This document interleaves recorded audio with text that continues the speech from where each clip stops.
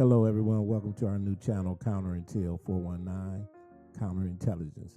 This is a show that will focus on bringing you information that counters some of the myths and disinformation that is overwhelmingly disseminated throughout our community. We will also challenge some of the lies, propaganda, and the omissions of truth and information that is critical to our history as well as what's going on today. This show is for educational purposes, and before we get started, make sure you share, like, and most of all, subscribe to this channel.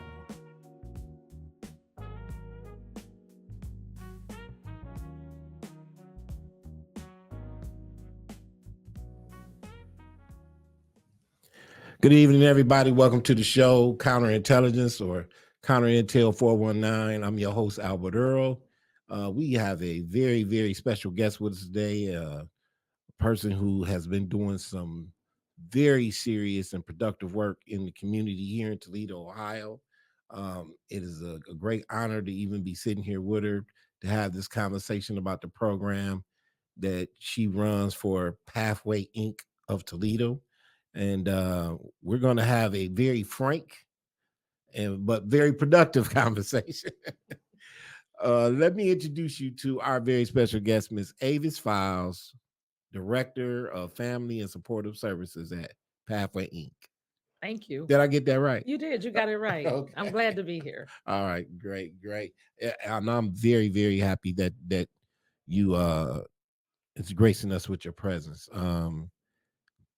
Your program, United Brothers United, but it's actually Brothers and Sisters United now. It's Brothers and Sisters United. Yes, sir. Tell us a little bit about the program, when it began, and what is the main focus of the program? So Brothers United was kind of birthed in maybe like 2014. Myself and about they millennials, they still millennials. They was millennials then, they still millennials now. Kind of came together and said we were doing some work around healthy relationships at another organization, and we just kept seeing fathers come because we had a component of the class that dealt with men and single men, single women, and we just kept seeing all these men coming, and I'm like, Toledo really need some fatherhood work. Like it needs now there had been some fatherhood work prior to me starting fatherhood work. So um just a couple of people had already, there's some grassroots programs that happened and Mhm. some little work was going on, but at the time there was nothing happening. And so we took that, we met, and we started working and planning. We came up with the name Brothers United just from a list of names that was on the board, and we was in the room similar like this, scratching stuff off. No, not that name, not that name. And we heard Brothers United, and we was like, yeah, that's it. And so we wrote a grant and won a grant for $8 million back in 2015, and that kind of catapulted us to begin the work here in Toledo. Oh wow! So you actually received a grant for $8 million for that particular $8 program million, alone? yeah, Okay, from the okay, Administration of Children and Families, Health and Human Services at the federal level. That they have program and work that's called Responsible Fatherhood. okay. And so, '06 they started giving those grants. I had been part of those grants, but at a different juncture.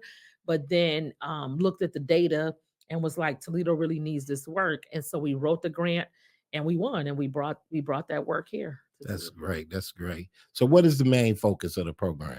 The main focus is fatherhood, like really to help fathers become the best that they can be.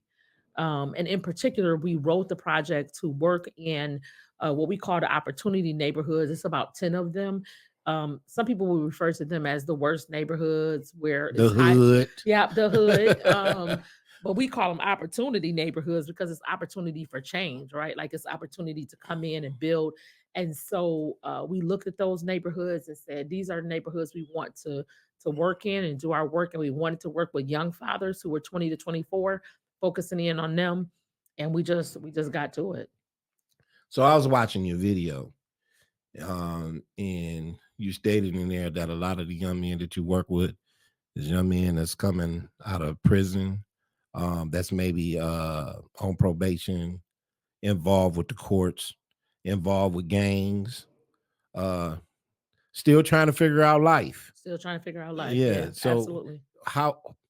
What made you decide to let's say work with that particular population without um I don't want to say without the fear of having anything happen during the course of you trying to assist them, but how did the system that you work for, the organization, how did they feel about working with that particular population? So I think that when we wrote it, I think our organization, like it's a crapshoot when you write grants. And I don't know that they even thought that we could win. Like they probably like, go ahead, let's see what you could do. And then we like, we won.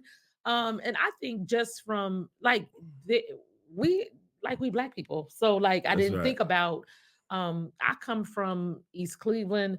So for me, Toledo, when people talk about Toledo rough, I grew up like the roughest neighborhood in Toledo still don't have anything where I grew up Right, at, right? right, So right. I didn't have a fear of like I was laughing when people would come here and be like, "You going over to there?" I'm like, "Yeah, it's cool over there. You ain't been to the JFK's in Cleveland, right? Like Right. you ain't been on Kinsman." So it was no brainer for me, right? And I don't mean to cut you off, but what's funny about that is that folks who ask you, "Are you going over there?" was is folks that actually grew up in these neighborhoods. So for us to get to the point where we actually fear working with our children in the neighborhoods we grew up in it's just It's mind strange to boggling. me, Yeah, right? it's And so we strange. didn't have any fear. And I didn't realize even going into the work, like the level of gang violence that Toledo had. Like I knew it was here, but not to the level that until we was already knee deep in it. Right. And part of it was is that we couldn't at first build synergy. So we like, where these dads at? And a lot of people know Lasonia Jelks. We call her Sue, Aunt Sue. She from Toledo, and she was like, one day we just talking. She like they in the alleys, and I was like, girl, we not about to be L- going in no alley at night. Literally in the alleys. I was like, yeah, we not doing that. And so, but we did, and it Right. was like, okay, bet we about to get off of work. We work very non-traditional outreach. So we was like, bet, okay, so like we gonna take off right now, and we gonna come back on about 9 and we out here. Okay. So we would just be walking the alleys. We branded, you know. I'll give Edward Summers credit. There's so many people to give credit for the work, but he came up with brought to us and said we should get these t-shirts to say the only hood we claim is fatherhood. And I'm like, dude, we're not about to brand this with no t-shirt. Like we out here in the no, we ain't gonna do that. And but we did it. And so we had the logo made, we started branding, and so we just started walking the neighborhoods and like walking up on dudes like, what's up, you got kids? If you do, like we here to help. And they was like, yeah, okay, sure. But the more we started to work with one, we worked with two, we worked with three. Staff stood at bus stops during the day. We just did some very strip clubs. We was in all the little women's strip clubs. Like, what can we do? Like you a dad? So you literally did Jesus work. You went to where the people was at, Yeah, pretty much. and that's what's happening. I really like And I that. live in the neighborhood too. Right. So I live at Belmont and Junction. So I guess I ain't scared because my kids grew up over there where now it's kind of being regentrified now. But it was what it was. I'm a South Sider here. Right. East Cleveland when I'm home, but South Side when I'm in Toledo. So I kind Right. of feel like I'm from the South Side and we just did what we did. That's right. That's right. So connecting with the fathers. I'm kind of familiar with the program, but I want you to tell the people um, some of the things that the fathers coming through your program. What was the stuff that you offered, and how did you make the connection to keep the fathers coming back? So one of the things that we did was that we started out with a community needs assessment, and every year we've done that. Every year or two, we do what we call a needs assessment for fathers. So we just went around first before we even wrote the grant, just asking fathers like, "Are you a dad? Like, what you need help with?" And so we knew that child support, we knew that court was a barrier, we knew that men whose kids are at children's services being removed and they couldn't get no help there. So we kind of built our work off of what people said, which made it easier because if I say to you, do you like wheat or white bread? And you say you like white bread, and I go get white bread, then I'm pretty much halfway there because I'm Absolutely. I'm saying what you told me. So Right. it's not rocket science. It's like if you said you need help with this, It was like we crafted a program around this is what you need help with. What the What true true needs was right. And based so on that your made it assessment. easy. Well, that made it easier in the long run, but in the first part, we just had to really build build street credibility, keep our word. When we said we was going to do something to the best of our ability, we did it. If we said we was going to be there, we were there. Like we wouldn't stop calling you. Like a dude, like if they try to ghost us, we like, how you doing? I'm like Toledo Small. I seen you last night in the alley. So like you gonna call me back or not? Like Right, what we right. doing? So we would just do that. And that's what worked. So what's some of the curriculums or other type of tools that you use when you have classroom settings and meeting with the young man? So we use a curriculum by Dr. Johnson, Dr. Jeffrey Johnson out of DC, Okay. and it's called it's MPCL Fatherhood Curriculum. Okay. And so we are all trained in it, and it's evidence based. So it's already been proven. It had multiple studies in DC and other places. So we looked at that curriculum. Now we trained in about 20 different curricula. So probably any fatherhood curricula that you know about, we trained in it. Okay. 24/7 dads, nurturing parenting, all that. But we kept tweaking the program as we go along and found that Dr. Johnson's was the best that fit our community, Okay. because it's written for young Black fathers.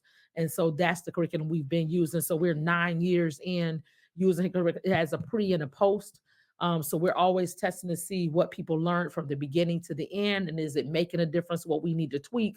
And through the years, Dr. Johnson has just worked with us to like if we say, "Well, Dr. Johnson, can we throw this video in?"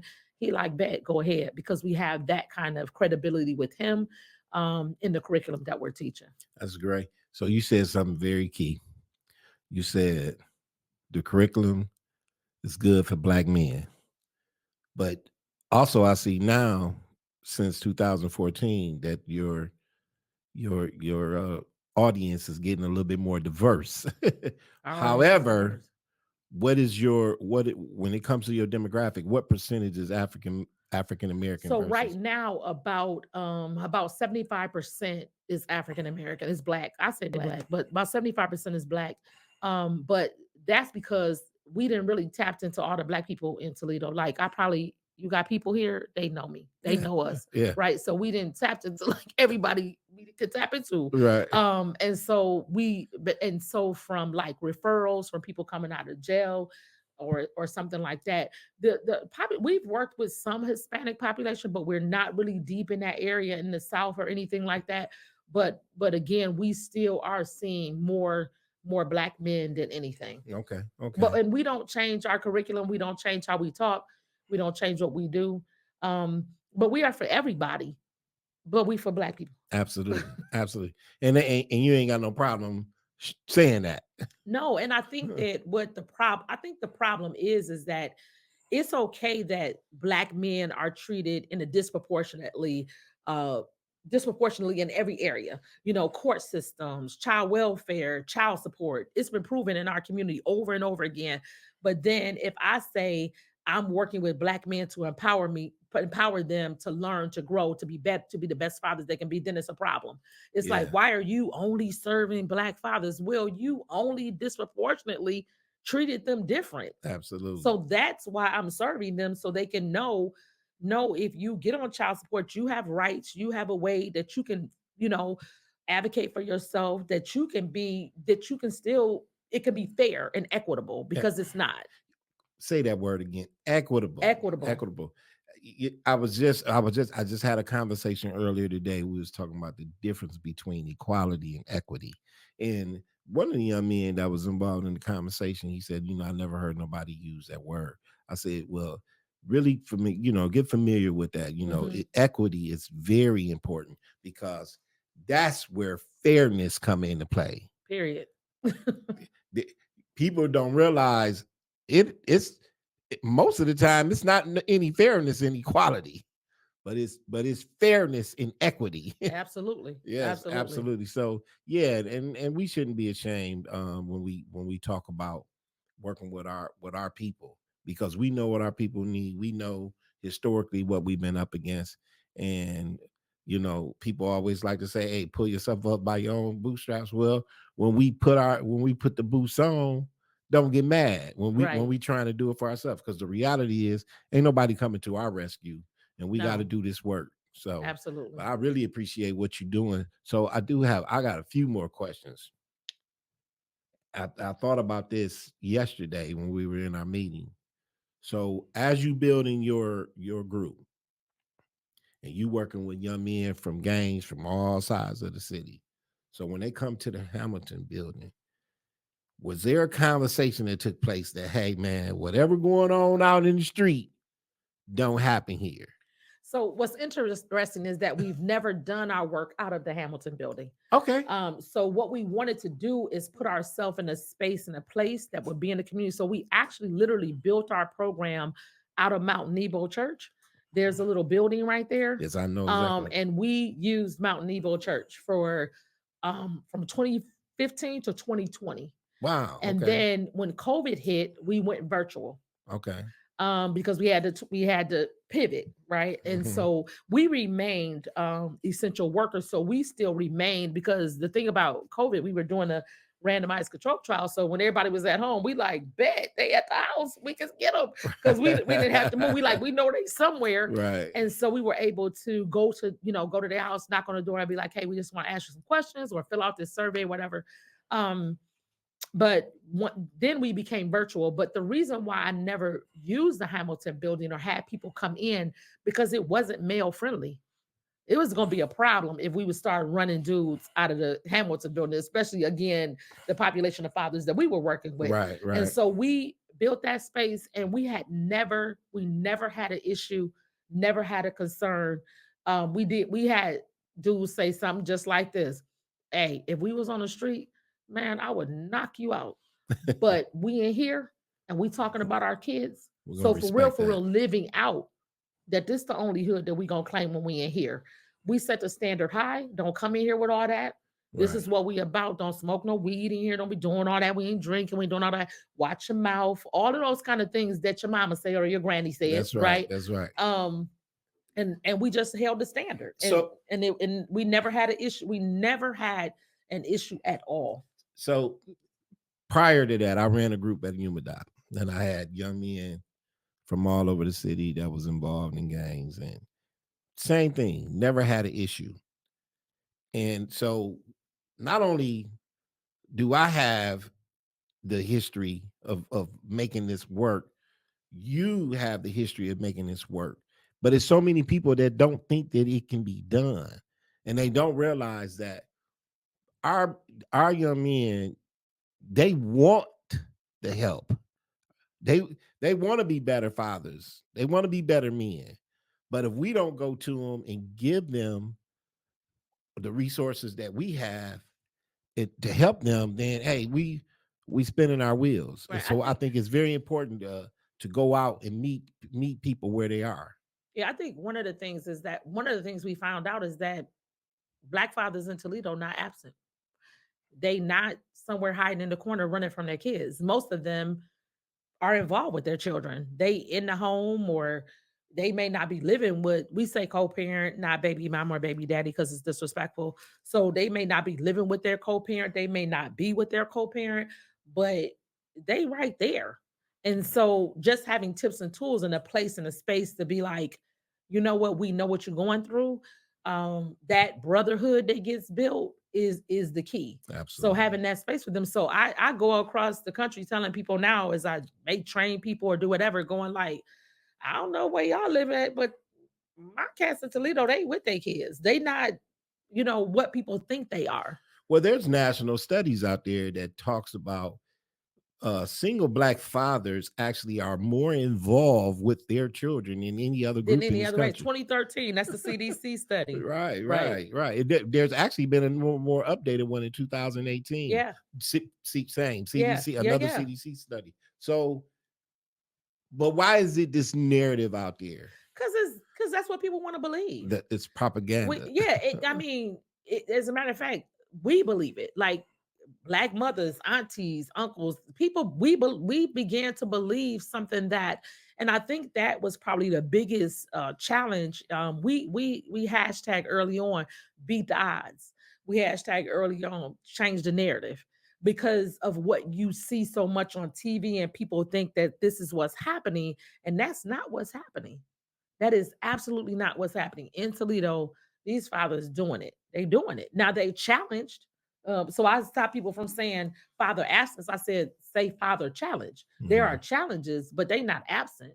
They not Right. hiding under a rock somewhere. Absolutely. There's no time in the 9 years that I've been doing this work.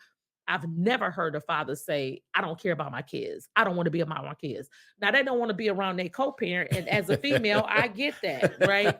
Um, Well, but you get I get it. that. Sometimes I'm like, sis, so that's half the work too.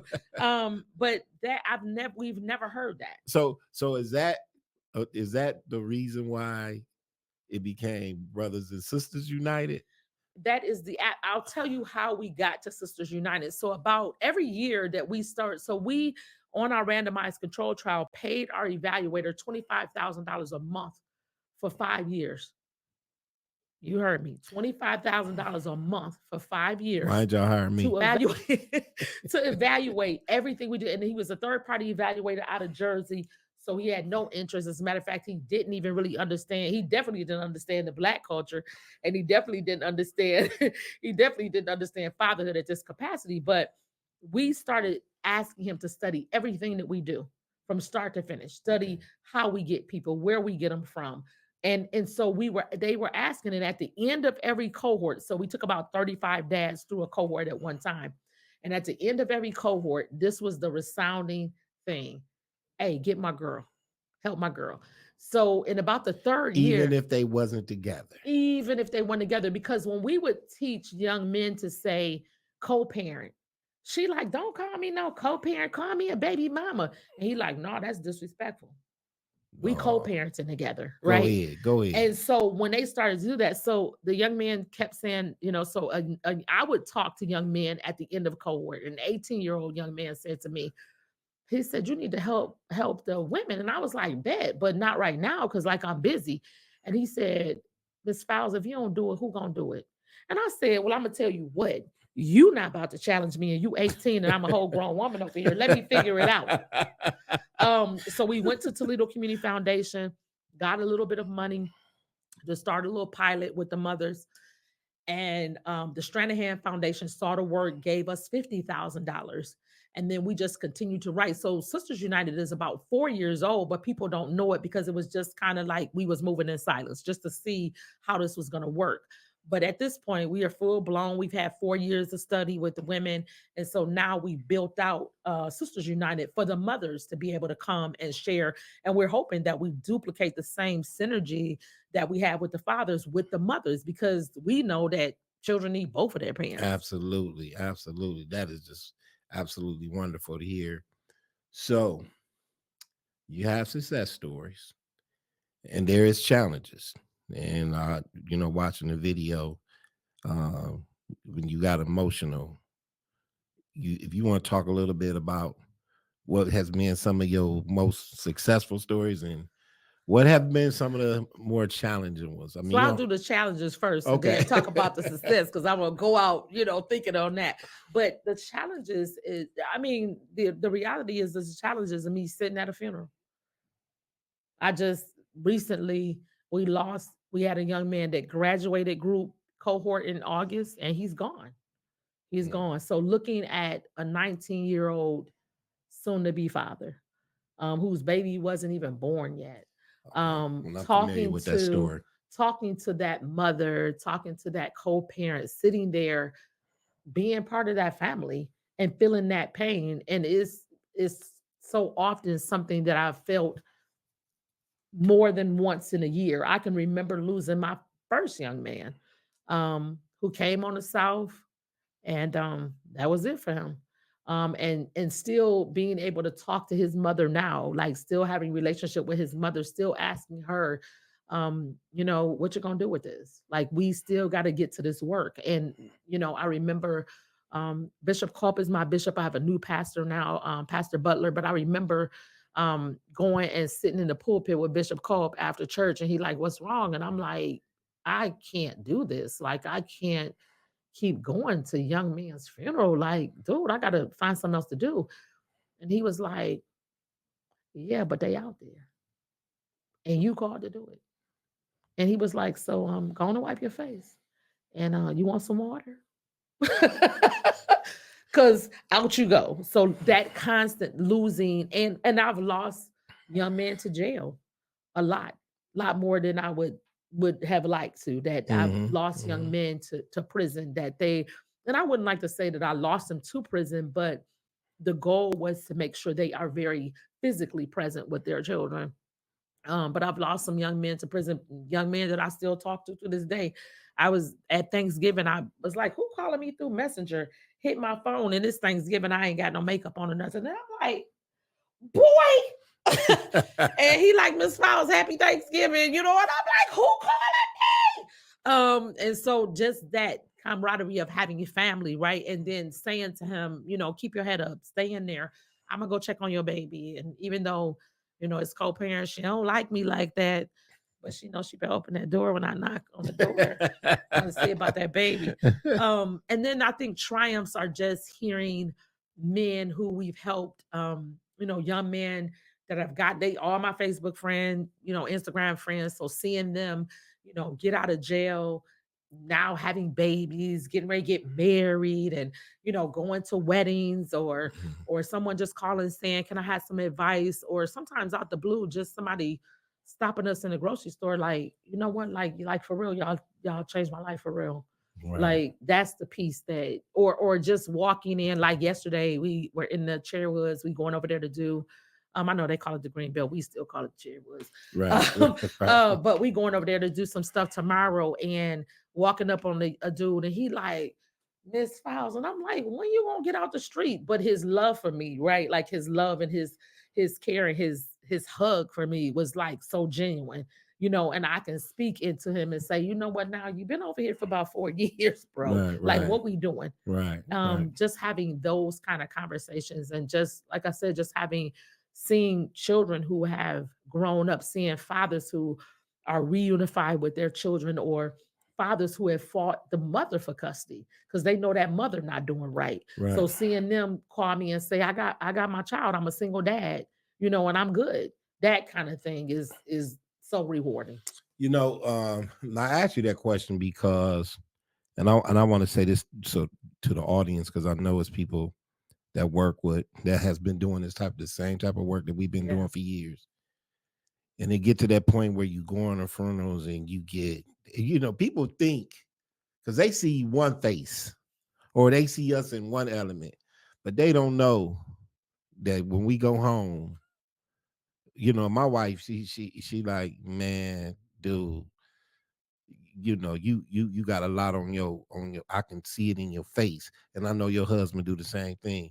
They don't have a clue as to how much we really love community, really love them, and not understanding how when you work with people and they victimize and you lose them, whether it be to drugs, whether it be to death, whether it be to incarceration, it has impact on our lives because we want the best Mhm. for the people that we work with, the young people that we work with. And sometimes going through that process, it make you question, did I do enough? Is it time for me to quit? Mhm. But here's the reality. Whether we continue to do this work or not, it's still gonna be some funerals. It's still gonna be some fun.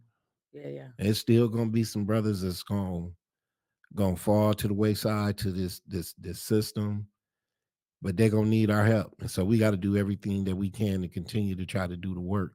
And that's why I think it was important to ask that question because the good things that you said happen is what keeps us motivated. It Absolutely. refills that tank, so to speak, you know. Absolutely. Yeah, I You think know. it's the calling of it. And I think what's interesting is that my husband, people don't know, a lot of people don't know this, but my husband is the facilitator of the curriculum. My husband's been facilitating for 9 years. Every man that has walked in the door, my husband has facilitated the curriculum to him. And so he real quiet, he don't say much. Sometimes when he do talk, I'm like, is he talking? But when I asked him one day, like why do you have passion for this? Like, why did you start doing it? And because we started out just being facilitators, co-facilitating relationship education together. And he said, man, your passion was so heavy, like it was so heavy that it just spilled off into me, like I couldn't even resist joining you because you were so into it. So I think that the only solace that I have when I get home is that I'm like, well, at least he know who I'm talking about and what I'm talking about. So I Exactly. don't have to do a lot of explanation. I can just say, that kind of Yeah, thing. yeah. To that, I know some people may be watching this video, and I heard you make this comment yesterday in our luncheon. Uh, some people like to question whether or not women can get the job done, this was crazy to me. Do you got a mother? Did your Right. mama get the You job done? know. Like, what are you Right. talking about? Can women get the job done? And I was blessed to have both parents in the home, but I'm gonna keep it all the way 100. My mom spent more time with us than my dad because my dad was working a lot. Mhm. And then my mom, when she started working more, I mean, it was pretty much even, but we wasn't missing no love from either one. Right. But in my formative years and all the stuff that was going on in school and things, when we needed somebody to stand in the gap for us, that was mama. Yeah. That was mama. So I don't know why people question the strength of what women, especially our black women, can Yeah. what you can do. Yeah, I questioned it at first because I actually set the program up for men to lead it. But once again, we have a government grant, and when you get these grants, people don't know you got to perform. You don't get to just like, if you don't do what you're supposed to do, when you have millions and millions of dollars, they come get your millions and millions of They take dollars. it back. They take it back. Like if you Yeah. can't get it done, then we'll find somebody else that can. And so my initial goal was to push men forward. But once again, government grants take a lot of administrative work. So there's a lot of reporting, there's a lot of number counting, there's a lot of multiple things that you have to do. And Yeah. and it wasn't getting done. And so I was, talking to my husband about it, and he like, yeah, you up, sis? And I'm like, up for what? He like, at the back, like back, go forward, do this. And I spend a lot of my time now.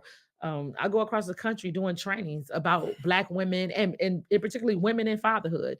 So I've been able to encourage other women. I've been able to share my story of the whole back and be able to challenge men, because at the federal level, at the big level, there's some big dogs up there. And I wasn't on their team. I would walk by and be like, what's up? And they like, it was the good old boys network. Right. And so I just had to kept working and working and proving myself. And so as I kept working and working and proving myself, and so then they were like, how you doing? And I'm like, bet I'm good, bro. I got this. And then when we finished up the trial, the control trial, and we finished up the work and it was able to be published, when we were able to publish the work, then it was like, oh, she put her work in. And so I still answer that question a lot though. How can women do it? And I think that women can do it who know men. My father was in my life. He was who he was, right? I still wear his this is his diamond from his pinky finger. He had 5 girls, and was married to my mom, divorced, remarried. But my dad was president. He was always like he literally was like, I wanted boys. So he raised us in a way to like, I don't flinch. I don't have that girly, like when we would cry, he like, you crying? And we like, nope. So we didn't get to have, because and then even when he was dying, he was like, y'all know I wanted boys, right? And I just kept getting these girls. So he built us kind of, for tough. So I didn't have that. And so coming out of that, so then I didn't flinch. And after a while, when you called to do something, then you can just relax and like this is my lane, this is my call. And I'm gonna accept that. And even if other people won't, I'm still gonna walk in the room and still own it. Right. So lastly, there's this thing going on. You can watch different shows on social media. There's this thing in the atmosphere that's pitting black men and black women, especially young black men and women, against each other, as if we can't get along. Um, young women blaming men blaming the young women, and we see this in the work that we do, especially with the work that you do having this program. What is some of the key things that you suggest to the people, the clients that you work with, in terms of being able to communicate on a level and not get lost in the noise that's out there in social media and that? How do we have a relationship without getting caught up in that noise? Because at the end of the day, we can get along. Oh, we can figure it out. We can figure Yeah, it out, and we can make it work if we together, and we can also make it work if we not together. We can co-parent and, absolutely. and make the best for both of us as well as our children. So what are some of the things So that I you think even suggest? before social media in the black community, we setting up some falsehoods like sorry women, like black women, we could do it all. I'm a mom and a dad. I mean, I'm a mom and a dad, which you could never be a mom and a dad. You could be a mother and you could be the best mother that you can be, but you could never be a father. And men, we Can't can never be be a a woman. mother. Right, you can't never be a mother. And so that's one of the things.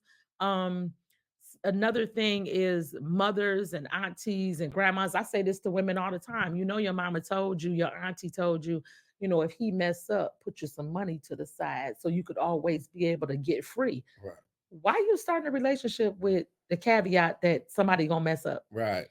So having that happening is another thing. So before we even get to social media, we train, I know my grandma told me that and my auntie, and they didn't mean no harm.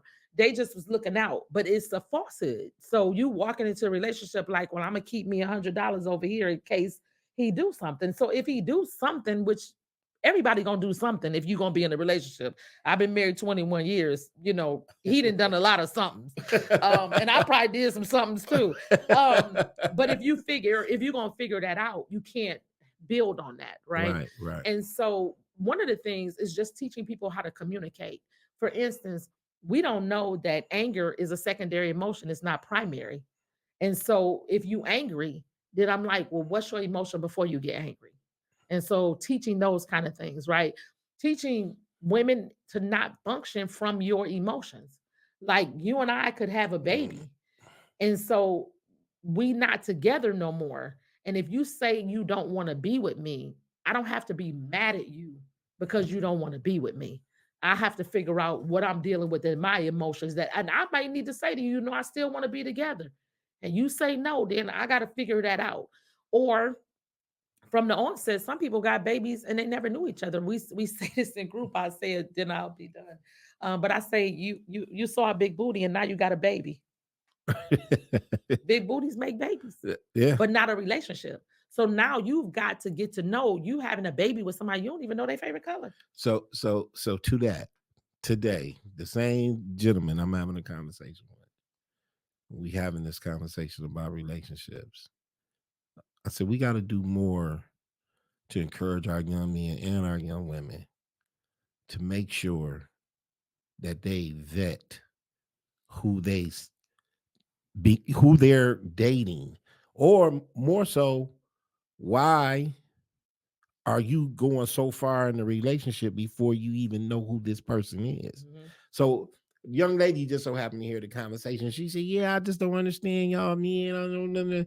And I said, "Well, there's an old saying that my mom used to. I heard my mom and my grandmother tell my sisters this a lot. Why is the man gonna buy the cow if he can get the milk for free? If you already giving up so much of yourself to a person you don't know, this is how we get into situations Right. where, what, I'm not even compatible with this person. We really don't have anything in common other than We have a baby we now. got a baby now. And so, better decision making, Absolutely. understanding that it's okay that you don't want me. I got to move on with my life and figure it out. Yeah. And it's okay for me not to want you. Right. And you need to give me that space to Absolutely. do what I do and not crowd my space. Yeah. I mean, and it's all about, like you said, developing some emotional intelligence, Hmm. um, and just really looking at yourself and understanding that you uh you have to honor people's decisions and respect them. Yeah, and it's okay to get some help for it. Like that's the Right, right, biggest piece. Like don't right, this why we here. right, We get right, up every day to say we here to help navigate those spaces and places, and we've been very successful navigating in the co-parenting space. We just finished. The data is so rich on this co-parenting piece that mothers and fathers learning how to figure it out, right? And learning how to work together better and getting past some of the things that have hindered them for years right, at just navigating again emotions, navigating who does what's important and what's not important. Sometimes we train that men, the only thing you can do is give me some money. No, like you can really keep these kids. right, right, And that's really gonna give you the biggest right. break because we know when fathers are involved with their children, all this stuff we see, it's gone. You know what? I do have one more question, because I like to talk about things that is true reality in our community. So you have a child with a young lady, but prior to you having a child with the young lady, she had another child, and for whatever reason, that father wasn't in that young lady's or the child's life. You begin to raise two children, and this child got a connection to you, and you got a connection to the child. But then you and this lady break up. What happens then? Yeah. And I know you had situations like that. Oh, absolutely. Please speak to that. Absolutely, because again, navigating now we in a deeper space, right? Of navigating, but I'm grateful that my husband, none of my children belong to my husband biologically. But don't nobody know that. They looking like him for real. That's what they say. You feed them long enough, they look like you. Right, But the relationships that they've had to develop outside of that, but these are the kind of multiple issues and concerns that we have to talk about, right? right, And how do you even help that father who may have walked away or may just be challenged by so many other things going on? right. And from listening sometimes to men, we women don't realize that men hurt, like, and Truly. sometimes they don't know what to do with that hurt, and then we compound that hurt with other a lot of talking and other things. And so we have to be careful when we walk into those situations.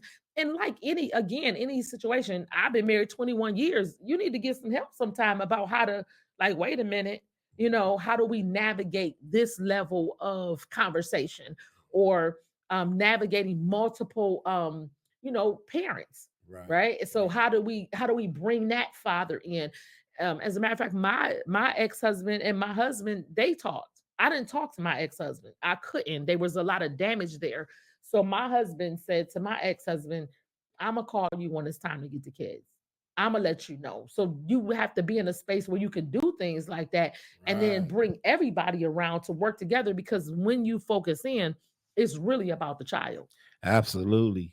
So you said, you know, understanding. I'm listening to you talking. I'm just so many things going through my mind.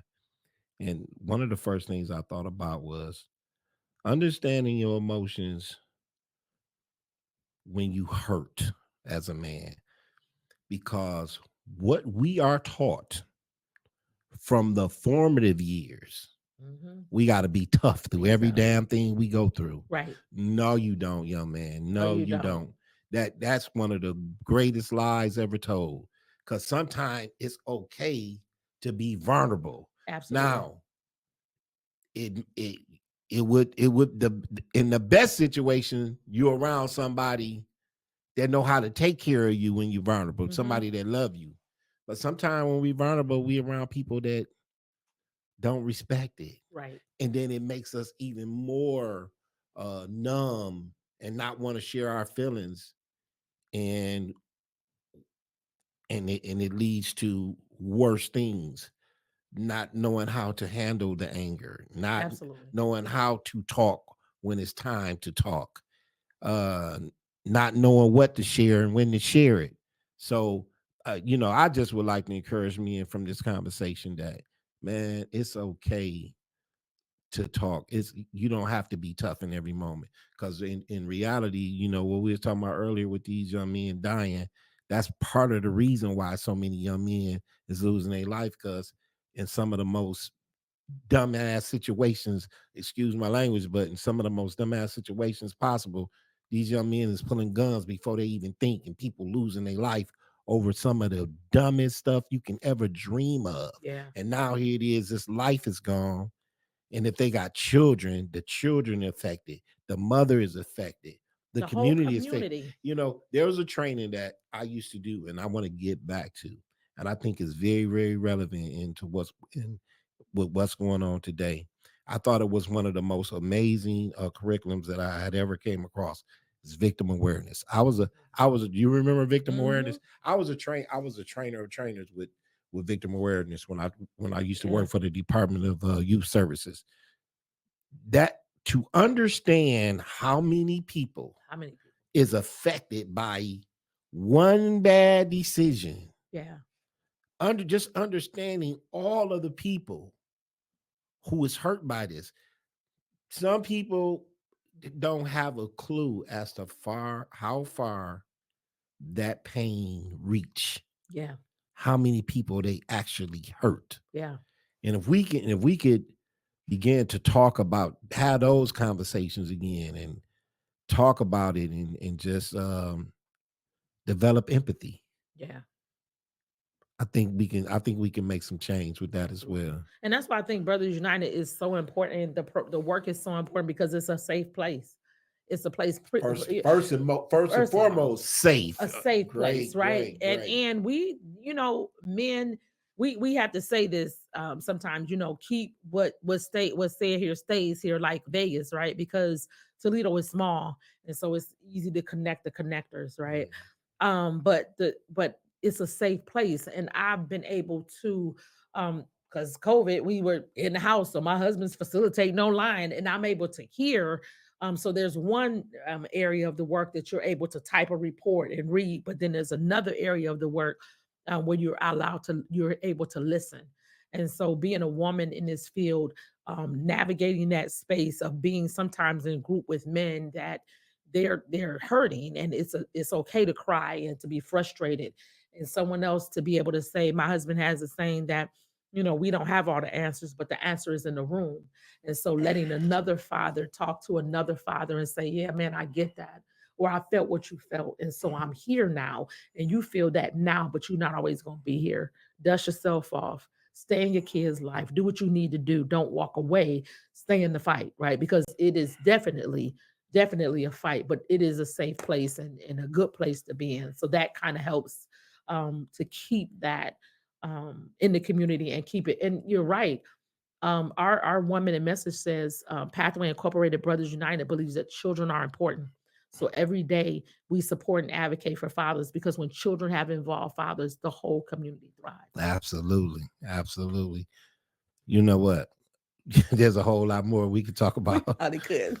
We will be here all night, but I greatly appreciate you coming, taking the time out to talk to us and share what you're doing down at Pathways with not just Toledo, because we on many different platforms to share it with the sharing this information with the world. So Yeah. we greatly appreciate the work Thank that you you so do. much.